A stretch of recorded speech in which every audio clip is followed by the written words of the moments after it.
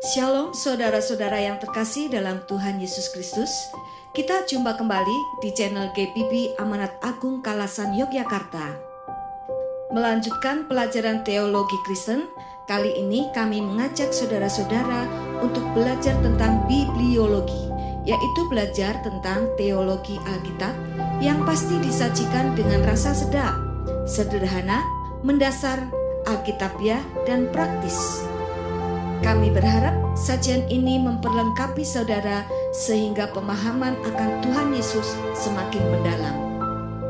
Agar channel ini semakin memberkati banyak orang, jangan lupa klik subscribe, like, comment, and share. Selamat menikmati sajian dari kami. Tuhan Yesus memberkati. Puji Tuhan, haleluya. Kita akan belajar bersama-sama mengenai doktrin Alkitab atau sering disebut sebagai bibliologi. Pelajaran ini akan disampaikan secara berseri.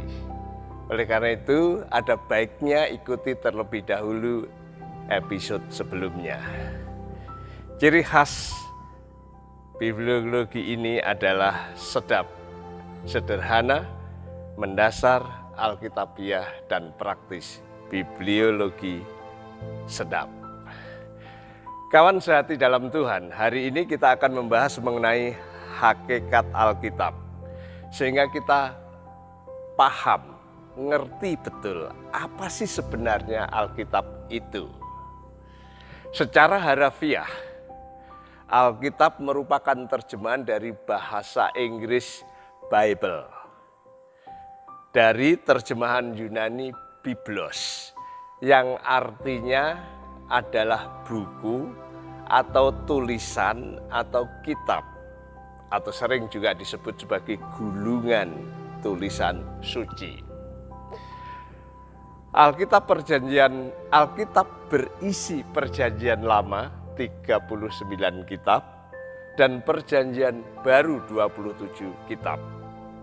Perjanjian Lama berisi Taurat, Mazmur, dan kitab para nabi. Sedangkan Perjanjian Baru, Injil-Injil, kisah para rasul, surat-surat, dan wahyu. Hakikat Alkitab adalah wahyu Allah. Artinya apa?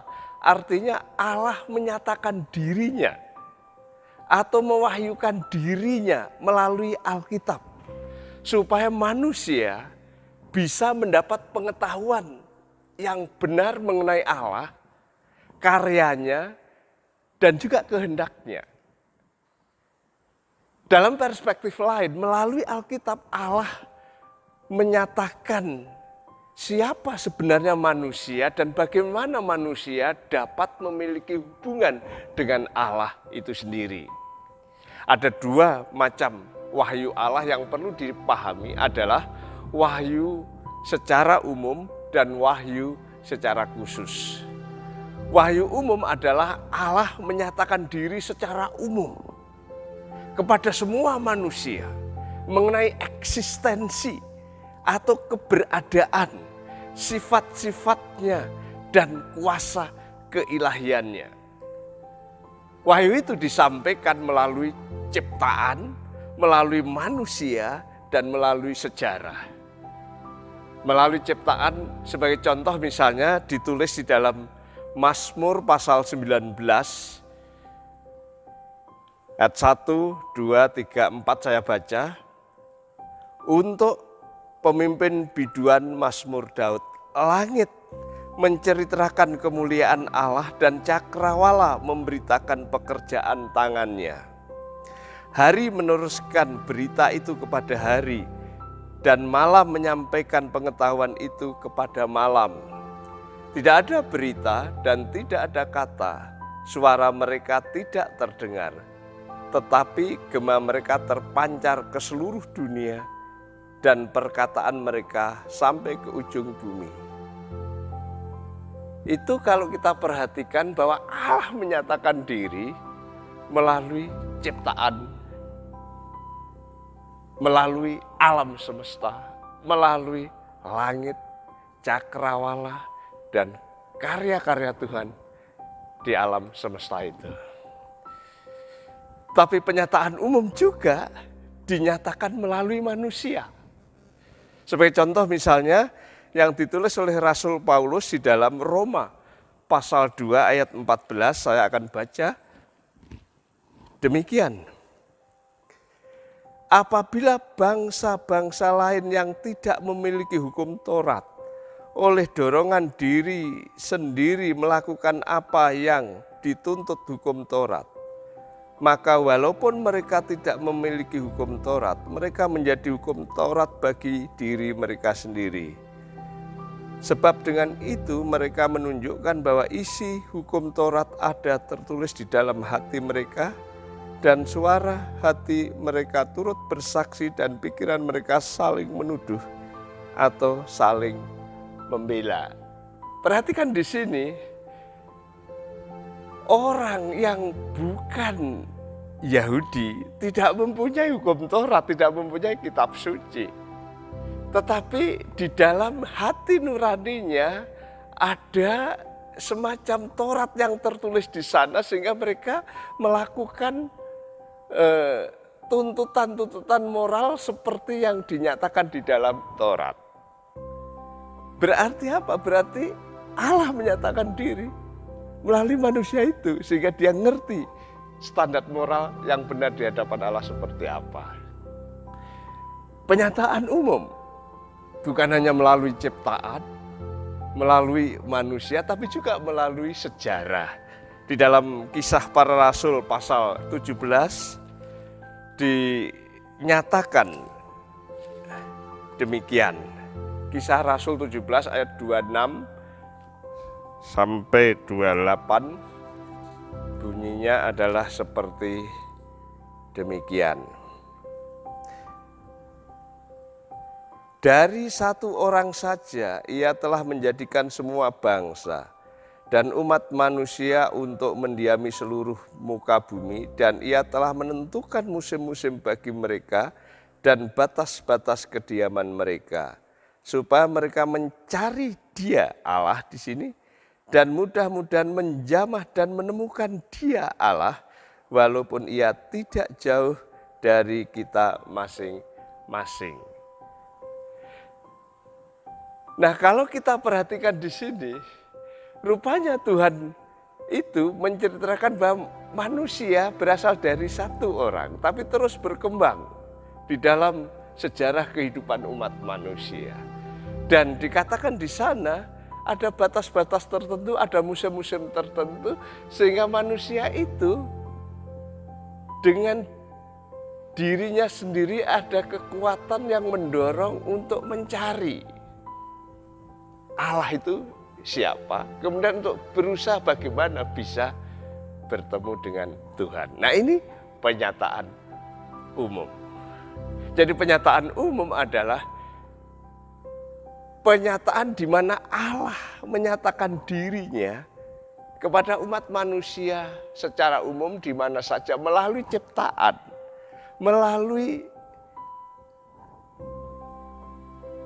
hati nurani manusia, dan melalui sejarah manusia. Wahyu yang berikutnya adalah wahyu khusus, sering disebut sebagai special revelation. Ini adalah tindakan Allah menyatakan dirinya secara khusus. Khusus artinya secara khusus kepada orang-orang tertentu. Medianya juga khusus. Biasanya ada beberapa media yang kita bisa lihat di dalam Alkitab, misalnya Allah menyatakan diri melalui mimpi. Secara khusus kepada Yusuf misalnya. Yusuf diberitahu bahwa dalam mimpinya ada matahari, bulan, dan ke-11 bintang menyembahnya. Dicatat di dalam Kejadian pasal 37 ayat 9. Itu penyataan Allah secara khusus kepada Yusuf yang di kemudian hari terpenuhi. Kemudian penyataan khusus bisa melalui penglihatan. Misalnya para nabi seringkali mengatakan wahyu Allah datang kepadaku melalui penglihatan. Misalnya di dalam Yesaya 1 ayat 1, Yeskiel 1 ayat 1 ada penglihatan di mana Allah menyatakan apa yang akan terjadi apa kehendak Allah terhadap sesuatu bangsa atau bangsa-bangsa, dan dinyatakan secara khusus kepada nabi itu. Media lain misalnya melalui malaikat, sebagai contoh Gideon ketika didatangi malaikat. Jangan takut, hai engkau pahlawan muda misalnya. Malaikat datang secara khusus kepada Gideon untuk berani menangani menghadapi bangsa Median. Misalnya di dalam Hakim-Hakim pasal 6 ayat 11 dan 12. Puncaknya melalui firman yang hidup, yang menjadi manusia, yang kita sebut sebagai Yesus Kristus. Yohanes pasal 1 ayat 14. Firman itu telah menjadi manusia dan diam di antara kita. Jadi semua penyataan Allah itu, baik umum, khusus, dan puncaknya di dalam diri Yesus, sudah tertulis di dalam kitab suci atau Alkitab yang merupakan puncak penyataan diri Allah kepada manusia.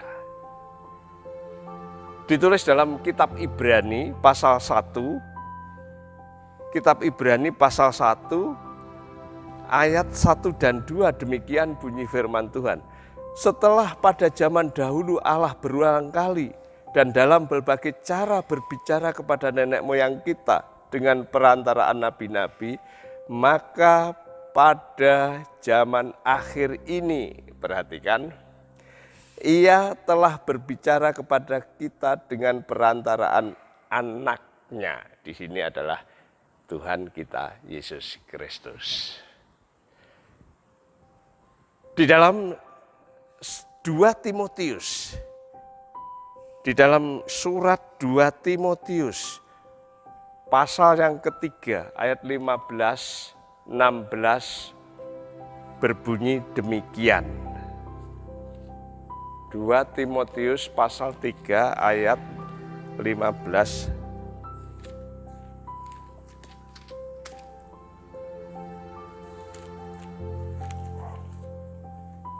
Demikian. Ingatlah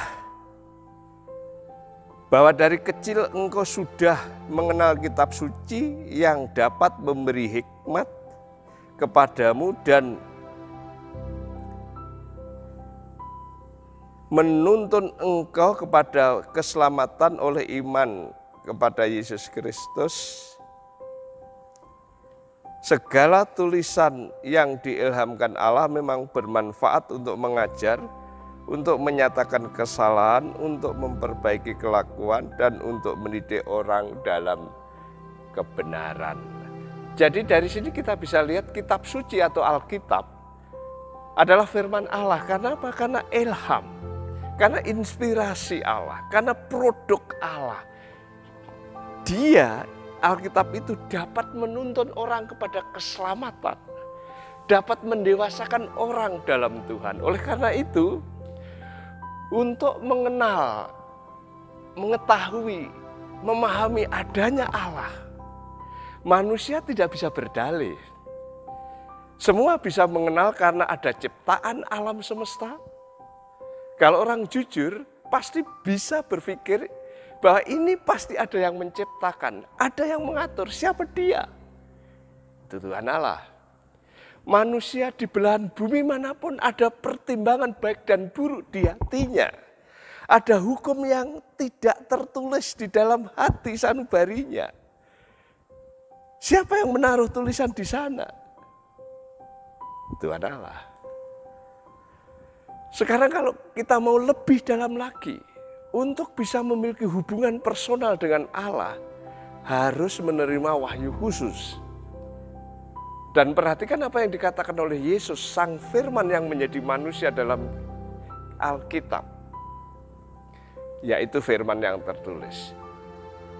Wahyu 3 ayat 20 dikatakan, Wahyu 3 ayat 20 dikatakan,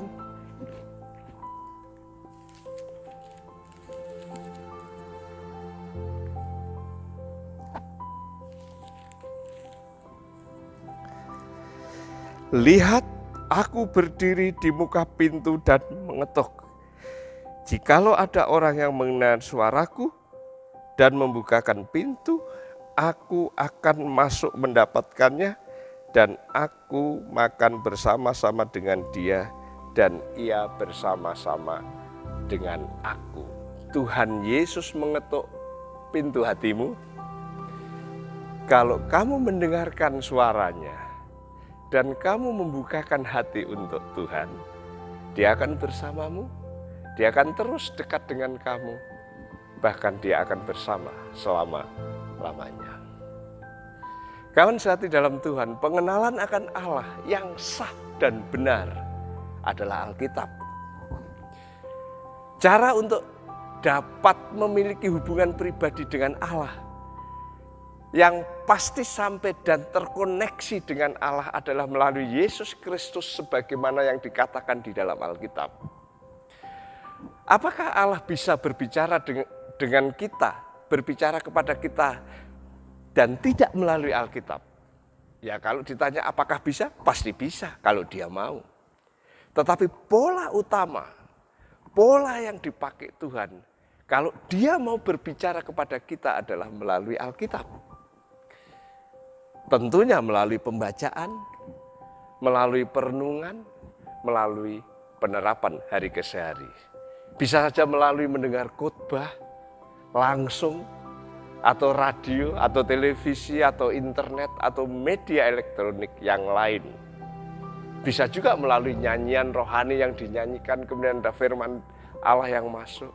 Atau ada orang yang bersaksi, kemudian firman Allah masuk. Dan ada banyak lain media yang dipakai. Tetapi jelas itu berbicara mengenai ayat-ayat,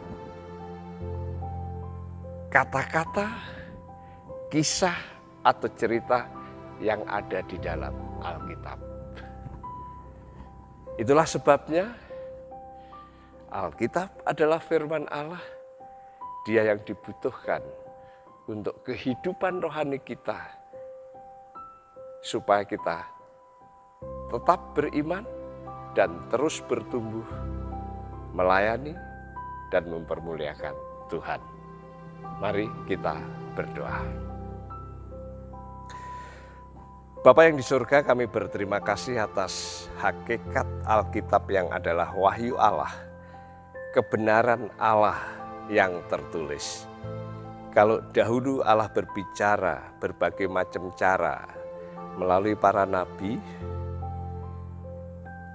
baik melalui mimpi, penglihatan, malaikat, tetapi puncaknya melalui Tuhan Yesus Kristus yang semuanya sudah ditulis di dalam kitab suci atau Alkitab. Oleh karena itu ajar kami untuk setia mempelajari Alkitab, sehingga kami memperoleh pemahaman yang benar tentang Allah dan mengalami hubungan yang baik, intim, harmonis dengan Allah di dalam nama Tuhan Yesus. Terima kasih Bapa, berkati kami semua. Haleluya. Amin.